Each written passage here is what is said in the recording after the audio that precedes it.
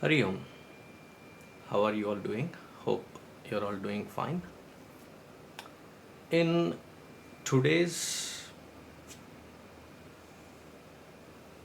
nuggets of wisdom, in order to connect with the quotation from Pujya Gurudev, let me first take up a very beautiful shloka from Bhagavad Gita. It comes from the second chapter, 66th shloka. नास्ति बुद्धिर युक्तस्य न चा युक्तस्य भावना न चा भावयत शांति अशांतस्य कुतः सुखम. That last line is the punch where Bhagwan is he is not asking a question, but instead he is raising an objection for us to think through, for us to mull on that idea as to, can there be a mind which is constantly agitated and can it be happy? He outrightly puts it very beautifully. He says, Ashantasya kutaha sukham. Where do you think a mind which is agitated can find happiness? An agitated mind cannot be happy. Now, in this connection, Pujya Gurudev says it very beautifully. A mind at rest is a temple of joy. But as long as it is surging ahead with desires, passions, attachments, in its outermost surface, then this storm will not allow you to be in a state of joy. That signature of joy does not get reflected out into our experience and thereby into our actions because it gets ruffled out.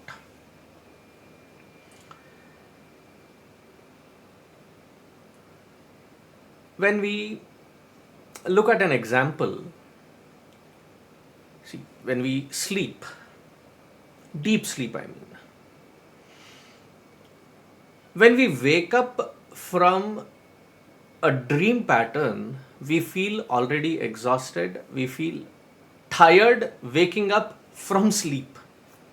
Strange, right? We sleep so that we get rejuvenated, but when we wake up from a mind which is processing, we feel already drained out. Meaning, when the mind is when we are waking up from a situation where the mind is unagitated, then the mind seems fresh, rejuvenated, charged up. Everything feels so pleasant. When it wakes up from a thought pattern, a process that has already been triggered, maybe in the dream, and thereby we feel drained out. So here Gurudev is very beautifully pointing it out, saying that a mind which is at rest, it is a temple of joy. So I know many of you say, okay, let's sleep through our life. Wish that was an option, right? That is not an option. Even to do basic things of life, we need to wake up. So how does one achieve that state of rest in spite of being in the thick of life, where there are my desires, others' desires, my expectations, others' expectations, my attachments and the agitations caused because of those attachments, others' attachments and expectations, and that which is triggering. So there are a tremendous amounts of layers, and that's called life. You cannot be in a stagnant way of life and expect that there is absolutely nothing to interact with, therefore I am at peace. No, that cannot happen.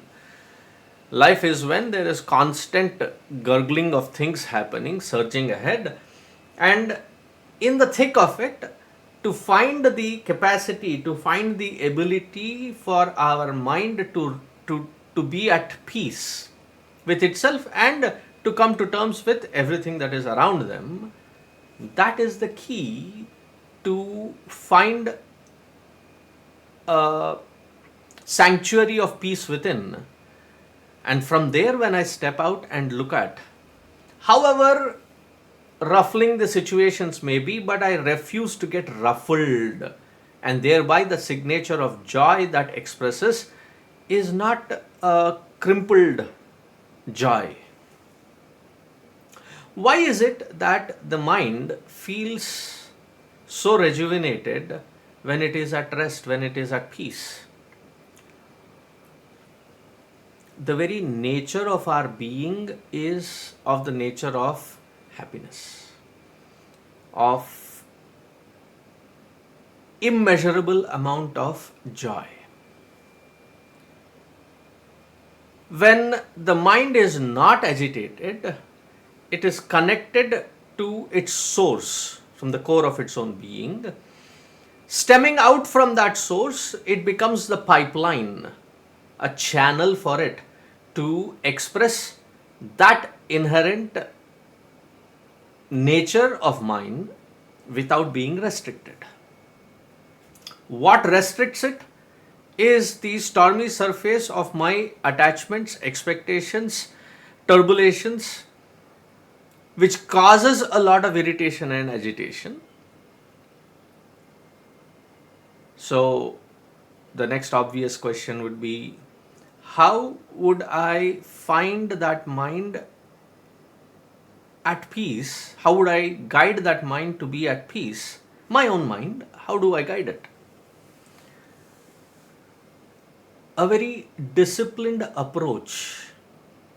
And first and foremost, I cannot start digging well when the house is on fire. It should already be laid out well.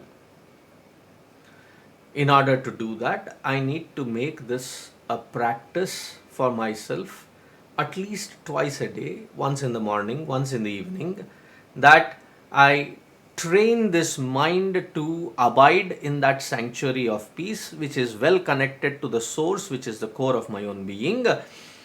The more I connect, the practices are simple.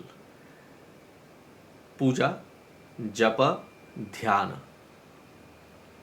And in order to assemble that mind should be accessible. That accessibility of that mind can happen through pranayama. Channelizing the mind can happen through puja. Bringing it to a focal point can happen through japa. And this preparedness of the mind gives us the ability to be able to pull that mind. The most let down in this whole process is, I intellectually understand, appreciate, but when I am in the thick of it, I feel it is my right to yell, to express, to vent out. Vedanta is trying to make us more independent, wherein I don't need to depend on somebody to listen to me. I don't need to wait for somebody to pat on my back and say, yes, you can vent out, but when you go out, don't mind it. Don't get bothered by it. I should be able to do this, handle it, independent of anything from outside. Because it's not necessary that I have a source to vent at will. Very few are blessed with that. And Guru is certainly not a dustbin where you go vent, and it is a sanctified place. So, what is next best? Every day morning, dedicate 15 minutes, 5 minutes of pranayama, 5 minutes of puja, 5 minutes of japa, and then stay silent. Let the mind bask in being the observer Let no thought come, but if it does come, let it pass by. Let us not engage in even trying to evaluate what that thought is. If we practice these 4 steps, 3 practices, and fourth one, to be in silence, whether it is 1 minute, 2 minutes, 5 minutes, it's not the being in that silence is not the quantity of time, but it is the quality of time that I spend there. When I can do this twice a day, the first time when I do it in the morning, it acts as a sharpening tool. In the evening when I do it, it acts as both sharpening as well as cleansing tool. If I am able to devise this as a regular practice, then I reach to that inner sanctuary. Having reached where life is not something which is quite rosy, wherein I am constantly being blessed by amazing experiences with people, with things, with material, with all these experiences will have a variation constantly. In spite of that, to be at peace and to be able to tackle Guruna api na vichalayet, however stormy it be, not to be disturbed and yet be there to be handling it. That is the most compassionate way with oneself as well as with the world around to deal with. Hope we practice this and hope we come to experience this. Until the next time, take care. Hari Om.